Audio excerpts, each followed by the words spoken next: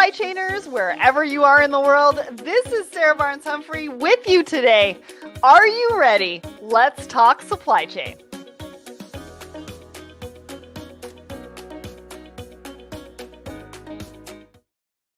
Good morning, everyone, and welcome to Thoughts and Coffee. My name is Sarah Barnes-Humphrey. I am the founder and host of Let's Talk Supply Chain, the Blended podcast, as well as the founder of the Blended Pledge. And we have an exciting episode for you today. I have Francis Edmonds, head of sustainable impact at HP Canada, here with me today. And we're going to be talking all about sustainability. Plus, we're going to be talking about upskilling. What does that mean for your supply chain career?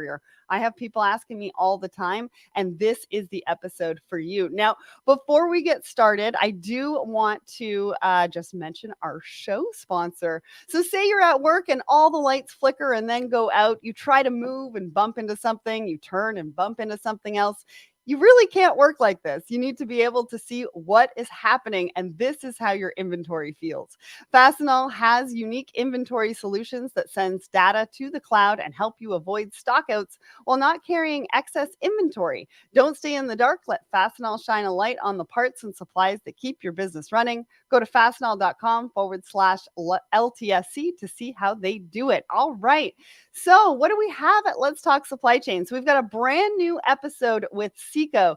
So I had the pleasure to meet Brian Burke at Home Delivery World a few weeks ago, and we did a panel discussion on stage, and then we took that discussion, which was really well received. We had a great audience there for that discussion, and we turned it into an episode because there's so many amazing insights in here that you will want to listen to, take notes on, maybe put into action in your own business. So it's episode 348 wherever you listen to the Let's Talk Supply Chain podcast. All right, and then we've got a supply chain demo coming up with Celonis on July 13th, 10 a.m. Eastern, and lunch is on them. So you might want to hurry over there, register now, because there are only certain spots and only certain people get that $20 voucher for a free lunch. So head over there as well. What else is happening? On Friday, we've got action items with DC Shvagola. She's talking about from product development to production. And you're not going to want to miss that episode because she really gives you throughout the episode things that you can do within your supply chains and organizations to really take action on today and start optimizing. All right. We've also got a LinkedIn Live coming up next week, July 19th. We've got so many people signed up for this, so you do not want to miss this particular episode or this LinkedIn Live. We've got Aaron from Janelle, Jean from Wise Tech, Mohan from Positive PC, and we're talking about breaking barriers and unlocking the future of logistics. There's a lot of great insights there as well, so definitely click the attend button. Even if you can't show up live, I will send you the recording so you can check that out and watch it. And then, of course, we've got a new episode of the Supply Chain Minute, which happens with Mike Bush from Envase Technologies every Thursday morning. And in this one, he's thanking all the truckers for what they put up with on the roads during the holiday season. So go and check that out. We've got the link in the comments for you. And last but not least, we've got the Secret Society of Supply Chain. I know I've been talking about this for a while, but we are getting ready to launch. And let me tell you, the content that we have for you in the Supply Chainers group, you will not be able to find anywhere else. So take the quiz, join the wait list, and come be part of the Secret Society of Supply Chain. All right. So now it's time to bring up one of my favorite people in the industry, Francis Edmonds. Good morning. How are you? Good morning. Very excited to be here. Thank you for the opportunity. I am so excited to have you. You have so much going on. You put your heart and soul into sustainability, and I know we need to act very, very, very fast. So cannot wait to talk to you about more about your pilot programs, talk to you about some of the topics that we have today. But before we do that, why don't you let everybody know who you are and what you do? Hi, yes. So Francis Edmonds, I'm Head of Sustainable Impact for HP Canada. And today, my job is really to change the way Canada buys to make sure that we're sending the right signal into the marketplace to encourage every organization in Canada and beyond to start working on sustainability to help us meet those big, scary, hairy, audacious goals that we have. Canada has a goal of 40 to 45% reduction in carbon emissions by 2030, and many companies and organizations have similar goals. Amazing. And we are really far behind, right? Like, how far behind are we? Well, Canada has never met a climate target yet. That's not good. I would say most organizations are, if they're starting to think about it, don't really know how to get there. And we all know that we need to be net zero, which is zero carbon emissions effectively by 2050. HP is 2040. And what we know is that every gram of carbon we save today, every single gram, and that's from burning fossil fuels, is giving our kids a brighter future. And that's what everybody wants. Yeah, and it's about doing it today, not waiting till 2050. If we wait till 2050 to do things, it'll be too late by then. Yeah. The climate catastrophe and disruption that we're seeing today is with just 1 degree of warming that's happening globally. So imagine that. In Canada, the forest fires have burned an area greater than the Netherlands already, and the fire season isn't really officially started yet. Wow. Well, So and we had the hottest day on record last week. yes, yeah. So people are starting to see that climate change, climate catastrophe is not something that's happening tomorrow, it's happening today. Yeah. And that's with just 1 degree of warming. Imagine we're on track for over 3 degrees of warming with the commitments we have that no country has ever really met. So it's beholden to each one of us to think about how we can really tackle these carbon emissions and the other sustainable development goals. And supply chain is it. It's really on the backs of supply chain professionals, which is why I'm so excited to be talking to them today. Yes, absolutely. Now I want to give a shout out to Chic and Lennox that's joined us on my personal LinkedIn page. And just for anybody over on my personal LinkedIn, we will be updating the comments after this show. So if I talk about links, you will get them, but they will be a little bit later on. All right, let's get to the poll, and then we're going to get to your pilot program. So the poll of the week that we last asked everybody, what is the most important thing about a corporate job? Now, Francis, I know what you're going to say. We had 627 votes. 63% of you said work-life balance. 24% of you said pay scale. 11% of you said employee benefits. We didn't have an option for impact, but we did get 27 comments, and there was some in there about, the impact that the company is making and how they feel like they're making a difference at work. Francis, what do you think about this poll? What do you think about these results? Well, I think most of us feel the pressure, and these procurement professionals I've been working with for sure. Work-life balance is an issue because now we're asking them to look at sustainability, and for the most part, they don't have the training, the background, the education in this, and yet they feel compelled to want to do something about this. So keeping your regular job going whilst trying to do this on the side of your desk is a big issue, right? So for sure, we all have to upskill all the time, right? I work in the tech industry where you're out of date tomorrow, right? You really have to be continually educating yourself. Well, and just think about the research. Like, I think about what you do in sustainability, and it's really a path that nobody has forged before. None of us have done this before. We all have these goals, but we really don't have any path to success and what that could look like and what we need to do to get there. And so it's just crazy. But talk to us about your pilot program. What are you doing right now? What does it mean for the industry? How can people get involved? Well, thank you. Yeah. So the work that I've been doing over the last 5 years, I would say, has not really changed how in Canada and perhaps North America procurement is done. We're not really seeing that signal into the marketplace, which, given that, if we want to get emissions down by 50% by 2030, and you think about the number of contracts you're going to roll over between now and 2030, it's not that many. We have to start yesterday, really, and getting this information in there. So I think procurement professionals understand that and want to do it, but they lack the confidence and the knowledge because they've never had any sustainability training. So we launched a pilot program with Canadian Business for Social Responsibility, where we took, I think we ended up with 39 or 38 sustainability professionals in leading Canadian companies, and we put them through a 6-month program, a fellowship, where we help them understand how to hold the hands of their procurement experts. And support them in implementing sustainable, circular, whatever you want to call it, procurement. And the results were in that most of them are not only improving their sustainable procurement program, but increasing the amount of score, the weighting of sustainability metrics in the RFP process, which is, both are critical. Putting questions in that aren't scored doesn't really incent your supplier to do anything. You have to make it Right. matter to suppliers.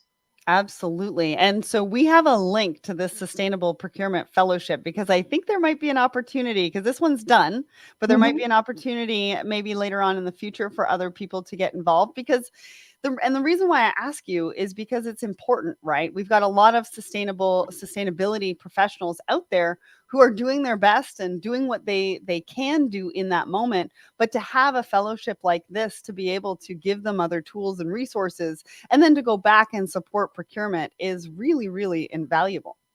Yeah, and I mean, if you think about it, procurement didn't get any sustainability education. Sustainability people didn't get any procurement education. So we Right. have this gap in the middle, which leads to a blind spot about the opportunity to leverage existing dollars that you're already spending to get Hmm. more of what you need. And so it takes a bit of bravery to step into that unknown gap. But really, sustainability is a team sport.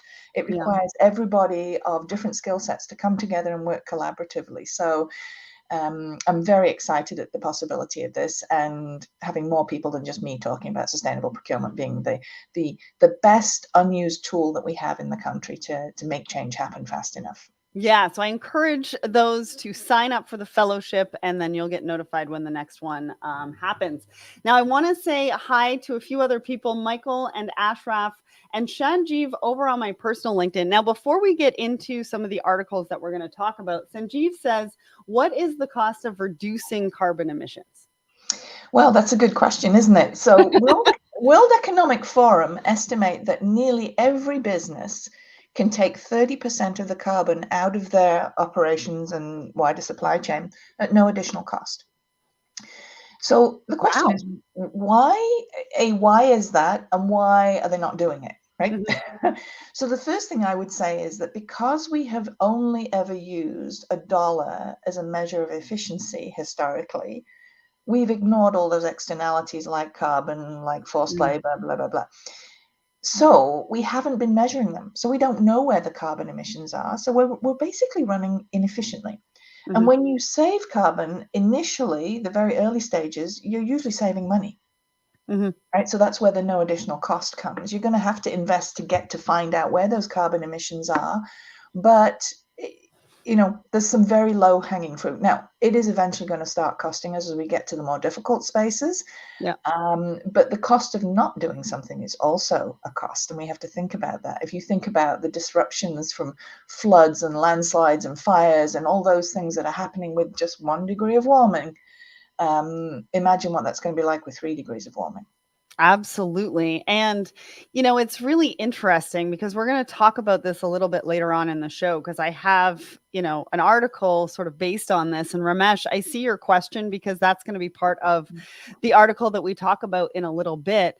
But if it doesn't cost you anything to get started, except for maybe learning more about it and what exactly you can do and what those inefficiencies actually mean, and you could possibly make money from implementing, I mean, we need to start these discussions to say, hey, why aren't we doing something today? The research shows that it doesn't cost us anything to get started and for us to really make some of these changes initially. We can deal with the rest down the road, but I think people get overwhelmed and they get caught up in what does this mean for me 2 years down the road? And I'm going to have to start throwing a ton of money at it if I get started today and it doesn't cost me anything.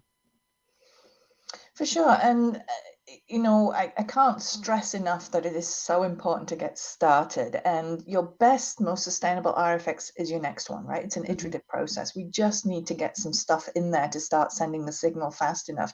Yeah. And, there's a reason why when Walmart looked at how they were going to tackle their footprint, they went after supply chain, the gigaton challenge, right? That's Mhm. where the emissions are. That's where we haven't really been measuring or looking at them. So let's get suppliers working on this and give them an opportunity to delight you. Can they offer you a carbon neutral service or good?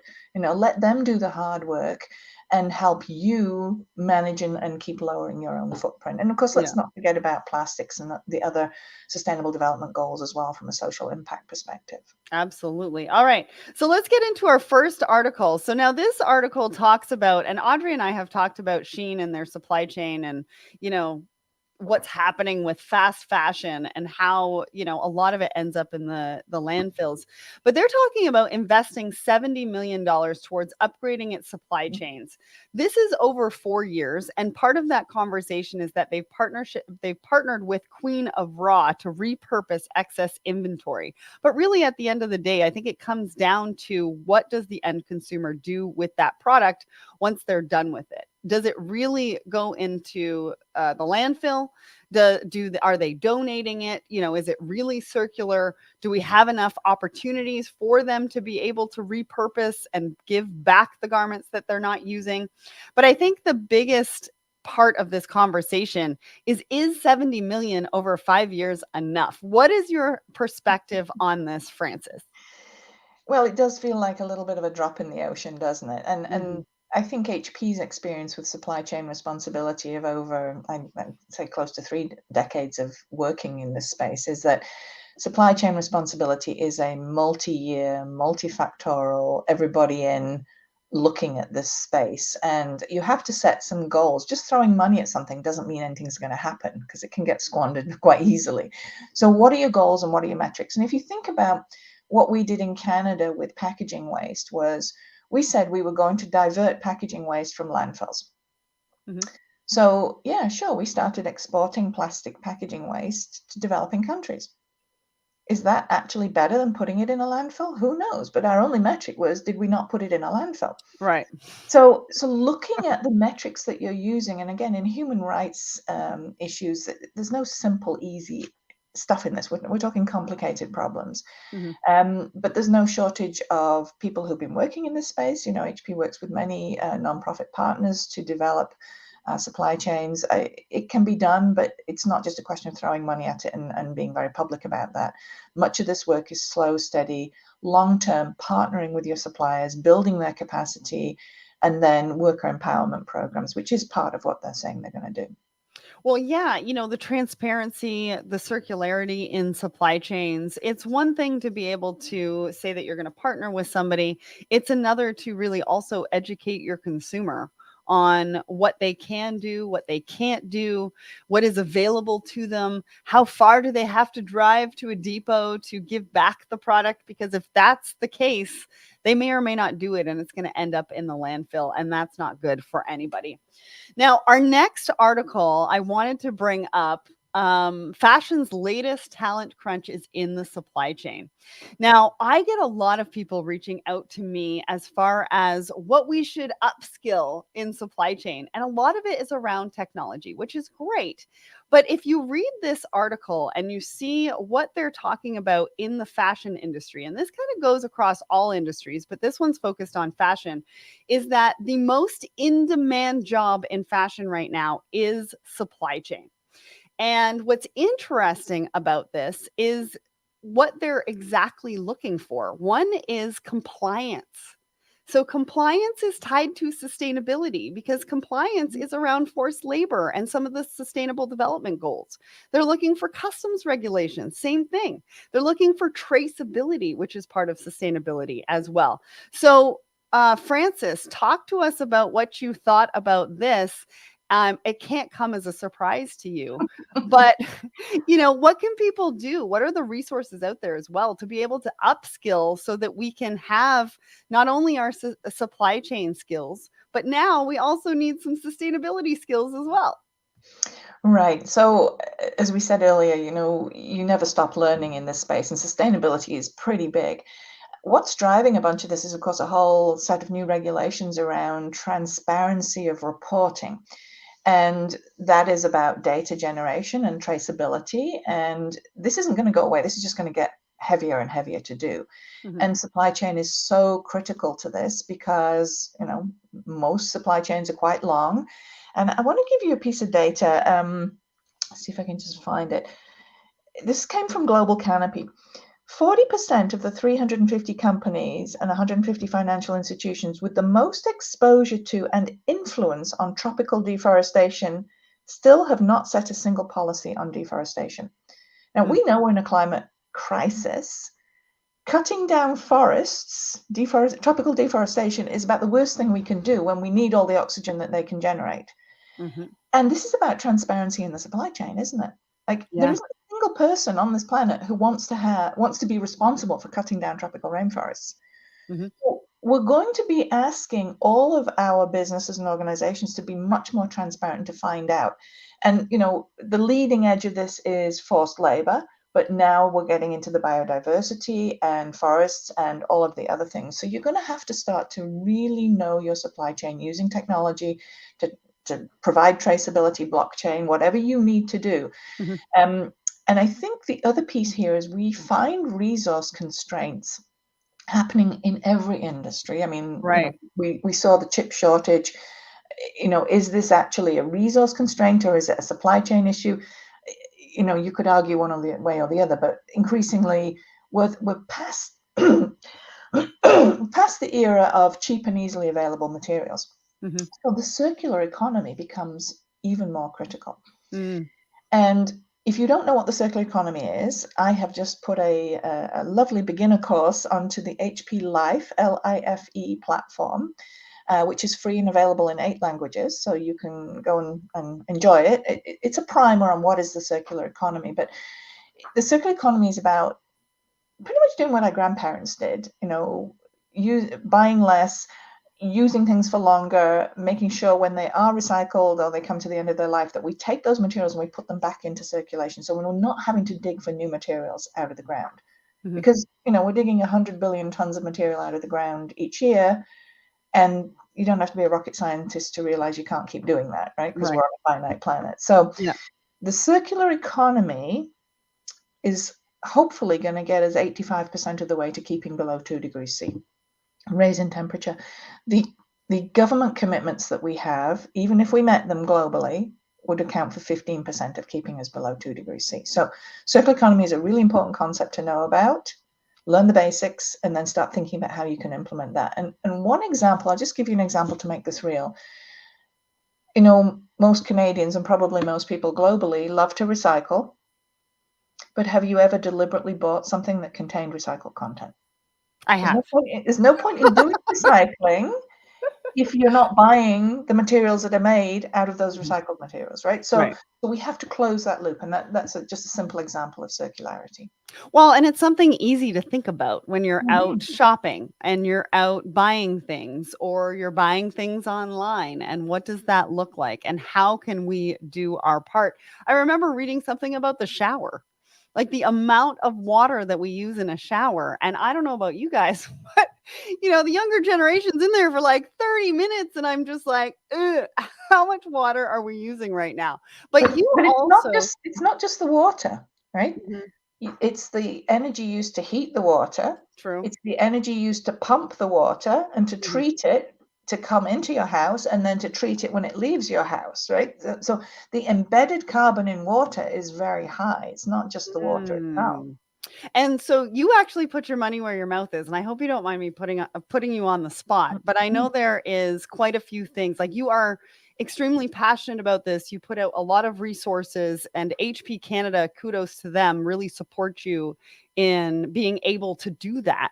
But personally, you also put your money where your mouth is. And just the other day, because you actually recorded some exclusive content for the Secret Society of Supply Chain with some action items that people can go and listen to. But when we were talking that day, you were like, I don't fly. I don't drive. I don't fly. I try really, really hard not to fly because that is the biggest single thing I can cut out. Right. But it is thinking about everything we do, and we're pretty much going to have to change everything we do. It doesn't mean we have to wear hair shirts and, become like cave people, but we do really have to think about changing the way we do things. Yeah. Yeah, and it's not just from an organization level.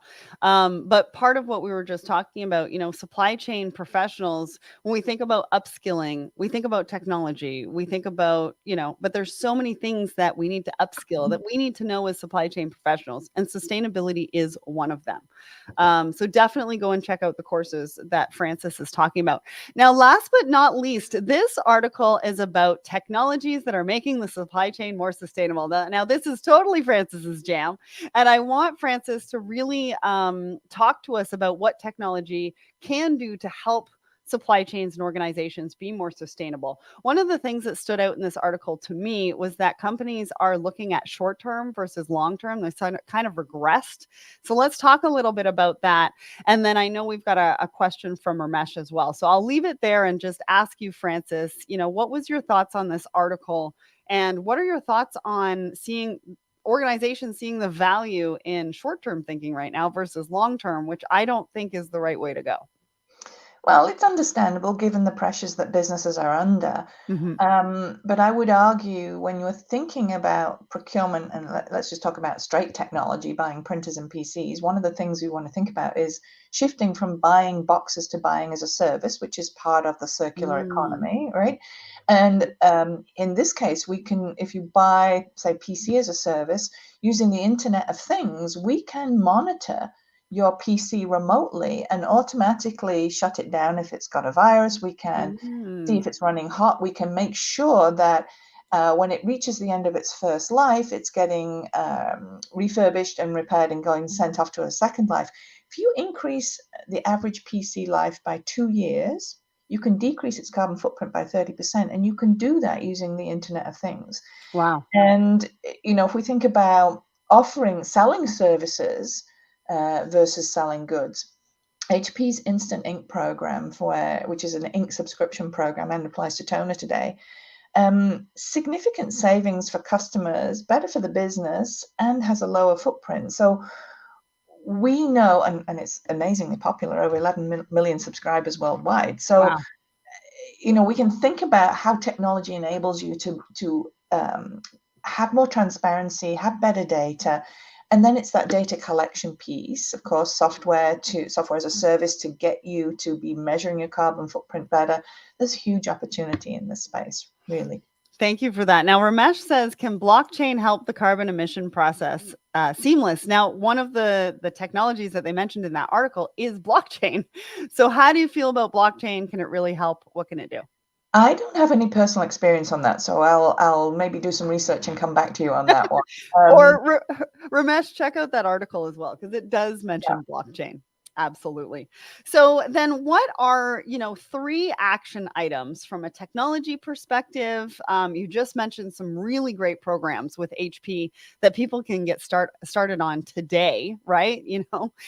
As a service. But what are three action items that people can do today to get started on that sustainability journey, maybe holding their suppliers accountable, maybe putting procurement first as far as the sustainability goals? It's very tempting to start changing light bulbs and shuffling recycling bins. That's irrelevant given the carbon issues we have. It really is about going after all of your suppliers, every single one of them, and asking them, have you measured your carbon footprint? Have you set a Paris-aligned target to reduce it? And have you been transparent about it? Those are Mm. the three things. Then, once you've got that question in, start scoring it highly enough that the vendor is going to want to take some action. If it's 2%, it's still cheaper to drop their price and do nothing. So that's a very important first signal. Excuse me. Then I would go after plastics too. Everything we buy and use is either packaged in plastic or has plastic in it. Let's start increasing the requirement for recycled content. We Mm. may not be able to do that at the SKU level. Maybe we have to bring it up to what's the ambition and transparency of your supplier. We could do that with forests too. And then not forgetting the social impact. We cannot really transition to a low carbon economy without a just transition. And that means bringing people with us, upskilling people, even supply chain people, and making sure that we don't leave people behind. So what Yeah. are your suppliers doing to support you in your country in having a livable society that everybody is happy and comfortable in? Well, and I think communication. too, right? Like when you're a procurement professional and you're talking to sustainability or vice versa, let's not use jargon. Let's meet them where Hmm. they are. Let's talk about what's happening today and how we can implement something that makes that transition a little bit easier rather than overwhelming. Because I think sometimes when we talk about it, we get this overwhelming feeling that we need to do everything today, and we don't. We just need to get started with something small. Absolutely. All right. Well, last but not least, we've got some upcoming events. So, of course, we've got DC coming up on Friday. We've got the Wise Tech LinkedIn Live next week. And we've got the Woman in Supply Chain Forum happening November 14th to 15th in Atlanta. So, if you're going to be there, I will see you there. Francis, as always, I learn something new every time we talk. And I appreciate you for coming on Thoughts and Coffee today. Thank you. It was fun.